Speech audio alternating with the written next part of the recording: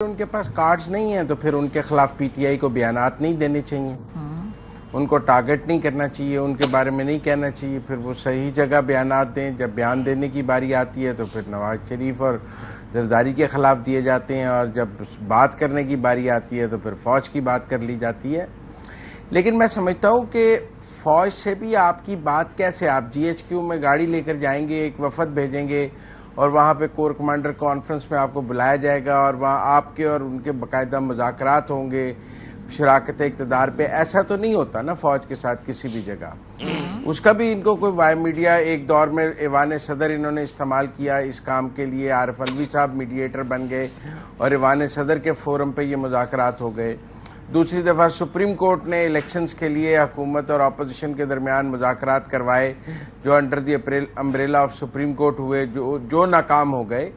تو مذاکرات کسی امبریلے میں ضرور ہو جاتے ہیں، لیکن بہرحال ہوتے سیاسی جماعتوں کے درمیان ہی ہیں۔ چاہے آپ 2014 کے دھرنے پہ جوڈیشل کمیشن کے بننے کے مذاکرات کر لیں، بہرحال معاہدہ تو پھر جہانگیر ترین اور اسحاق ڈار کے درمیان ہوا تھا نا، کروایا کسی نے۔ لیکن مزمل صاحب جب یہ 2020 میں وہ ایک قانون پاس ہونا تھا پارلیمنٹ کے اندر، تو اس وقت بات چیت کیا سیاسی جماعتوں سے کی تھی؟ پی ڈی ایم اتحاد نے، نواز شریف صاحب اس وقت سیاسی جماعتوں سے انگیج کر رہے تھے، زرداری صاحب، شہباز صاحب سیاسی جماعتوں کے ساتھ انگیجمنٹ کر رہے تھے جب وہ معاملہ طے ہو رہے تھے؟ نہیں، وہ قانون سازی تو سیاسی جماعتوں کے لیے نہیں تھی نا، وہ جن کے لیے قانون سازی تھی انہوں نے خود بات کر لی، حکومت نے بات نہیں کی تو انہوں نے کر لی قانون سازی، لیکن کوئی ایسے مذاکرات تو نہیں تھے۔ سوال یہ ہے کہ فیٹف کے لیے جب مذاکرات تھے تو تب کیا شاہ محمود اور حکومت کے درمیان مذاکرات، پی ڈی ایم کے درمیان مذاکرات نہیں ہوئے؟ پارلیمنٹ میں ہوئے، فیٹف کے ایشو پر بھی آپس میں مذاکرات تو بہت سارے ایشوز پہ ہوتے رہتے ہیں۔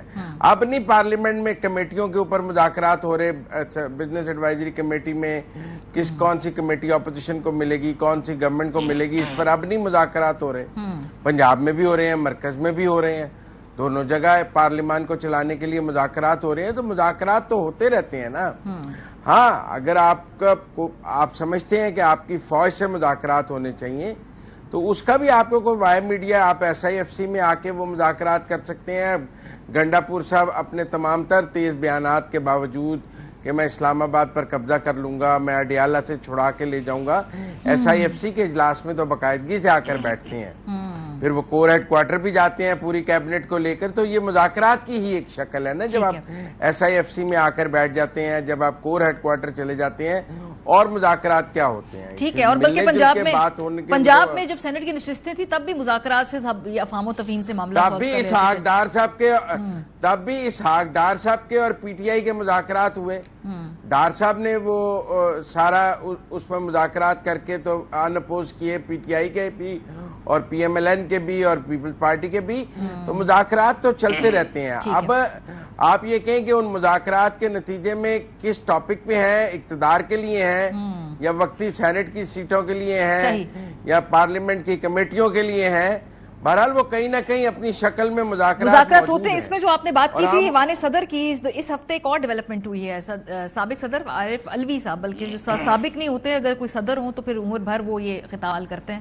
زرداری صاحب بھی اب دوبارہ صدر ہے، لیکن تھرو آؤٹ وہ اپنے آپ کو صدر کہلواتے بھی رہے۔ تو صدر عارف الوی صاحب جو تھے وہ دوبارہ ایکٹیو ہوئے ہیں اور سیاسی طور پہ، ذرا دیکھیے کہ اس ہفتے ان کی کیا پولیٹیکل انگیجمنٹس رہیں۔ وہ جیل میں رہے گا مگر ڈیل نہیں کرے گا۔ یہ پتہ نہیں کیا کیا اس کو آفر کرتے ہیں کہ تم چلے جاؤ، جان بچا لو۔ اس نے کہا نہیں، میں یہیں رہوں گا۔ عمران خان صاحب نے مجھے خاص طور پر ہدایت کی تھی کہ جو لوگ گرفتار ہوئے، جن لوگوں نے قربانیاں دیں، جن لوگوں کو سزائیں ہوئی، ان کے گھر جا کر ان کو تسلی دوں۔ جو ظلم کرے وہ معافی مانگے۔ 80% لوگوں کے نمائندوں سے بات کرنی پڑے گی۔ یہ عمران خان ہے جو انسلٹ کے باوجود یہ کہتا ہے کہ اگر قوم کو بچانا ہے تو بات چیت ضروری ہے۔ تو ابھی بھی بات چیت کا راستہ ہی ہے، کوئی جنگ کا راستہ نہیں ہے۔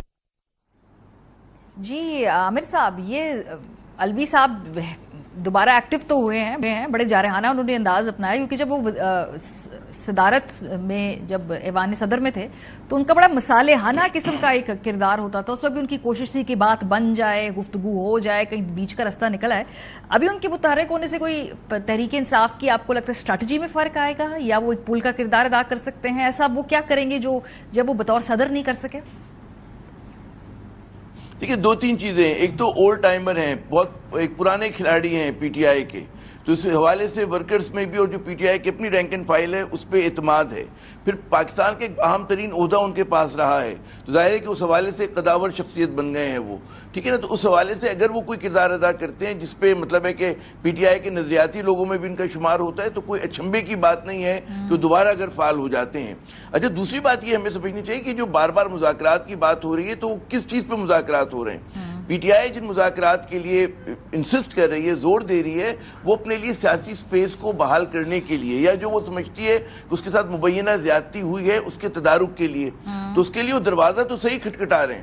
اور وہ جو ہے کہ جس اسٹیبلشمنٹ سے ہم بات کریں گے, ہمیں ایک اور بات سمجھنی چاہیے کہ آج جو نون لیگ اور پاکستان پیپلز پارٹی ریلیونٹ ہے, اس کی بڑی وجہ یہ کہ پی ٹی آئی ارریلیونٹ ہوئی بھی ہے اسٹیبلشمنٹ کی نظر میں. ظاہر ان کے مفاد میں نہیں جاتا کہ پی ٹی آئی کو اس طرح کی سپیس ملے.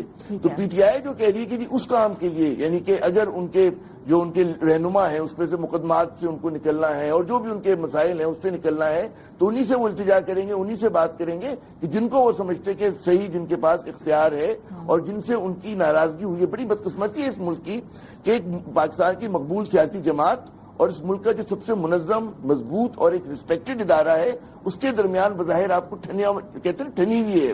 اور جب تک یہ چیز ریزالو نہیں ہوتی, یہ جو آپ نے کہا کہ ہماری سیاست بند گلی میں ہے, تو اس بند گلی سے نکلنے کا ایک ہی طریقہ ہے کہ کسی طرح سے, میں یہ نہیں کہہ رہا کہ کس کو کس کی بات ماننی چاہیے, کوئی نئی راہ نکالنی چاہیے, کوئی نیا ایجنڈے پہ بات کرنی چاہیے, لیکن اس چیز کو ریزالو ہونا چاہیے. ہم نے دیکھا کہ 9 مئی جو بھی منایا گیا اس میں اسٹیبلشمنٹ کا موڈ بڑا واضح ہے, اس نے بڑا واضح پیغام دیا ہے, دو ٹوک پیغام دیا ہے کہ نہ ہم معاف کریں گے, نہ ہم بھولیں گے, اور نہ ہم ان سے مذاکرات کے موڈ میں ہیں, ٹھیک ہے نا. اب یہ ایک طرف سے پیغام ہے, پی ٹی آئی کو ظاہر ہے کہ پیغام مل گیا. اب ان کو اصل نو اپنی حکمت عملی کا جائزہ لینا ہے کہ جی اب ہمیں کیا کرنا ہے, یعنی کہ وہ جہاں پر اپیل کر رہے ہیں, اور ان کی جو اسٹریٹجی تھی کہ جی ہم ٹف ٹاک بھی کریں گے اور مذاکرات کی اپیل بھی کریں گے, تو اس میں ان کو وہ کامیابی نہیں ہوئی. اب اس حالات میں عارف علوی صاحب جب فعال ہوتے ہیں وہ کیا کردار ادا کر سکتے ہیں, ہم سب کے لیے ایک سوال ہے. لیکن پی ٹی آئی کو بھی اپنی حکمت عملی کے اوپر نظر ثانی کی ضرورت ہے.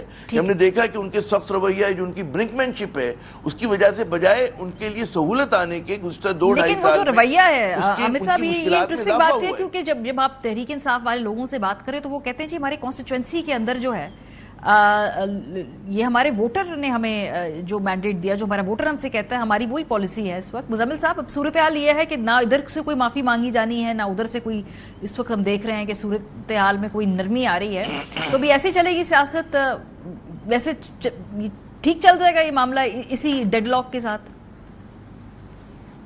دیکھیں, ایک تو عامر جاز صاحب نے کہا کہ نون لیگ اور پیپلز پارٹی اس لیے ریلیونٹ ہیں کہ پی ٹی آئی ارریلیونٹ ہے. جب نون لیگ اور پیپلز پارٹی ریلیونٹ ہوئے تھے تو پی ٹی آئی ریلیونٹ ہوئی تھی, ورنہ پی ٹی آئی کے اس سے پہلے کہاں ریلیونٹ تھی. اور ان کی ریلیونسی بھی ان کی ارریلیونٹ ہونے کی وجہ سے, اور یہ میوزیکل چیئر تو چل رہی ہے. ایسی کوئی بات نہیں ہے, ایک ریلیونٹ ہوتا ہے تو ایک ارریلیونٹ ہوتا ہے, ایک ارریلیونٹ ہوتا ہے تو دوسرا ریلیونٹ ہوتا ہے. باقی عارف علوی صاحب کے بارے میں 3-4 ماہ پہلے علیمہ خان نے بھی ایک بیان دیا تھا کہ عمران خان ان سے بہت ڈس اپوائنٹڈ ہیں. پھر ان کے بیٹے کے ٹکٹ کے ایشو پہ بھی ان کے بیٹے کو ٹکٹ نہیں دیا گیا تھا.